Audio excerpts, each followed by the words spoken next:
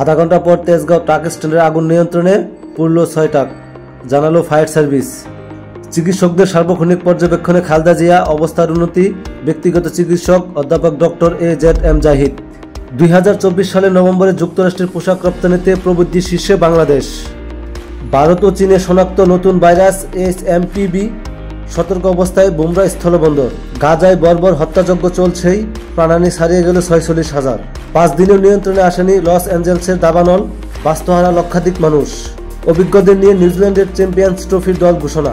Elephant রোডে 2 computer ব্যবসায়ীকে কুপিয়েছে দুর্বৃত্তরা। ব্যবসায়ীদের ধারণা মার্কেটে আধিপত্য বিস্তার, দখল ও ব্যবসায়িক দণ্ড থেকে এই হামলার ঘটনা ঘটেছে। চাঁপাইনবাবগঞ্জের উপজেলা স্বাস্থ্য কমপ্লেক্সের চিকিৎসার অবহেলায় শিশুর মৃত্যুর অভিযোগ, 3 নার্স বরখাস্ত।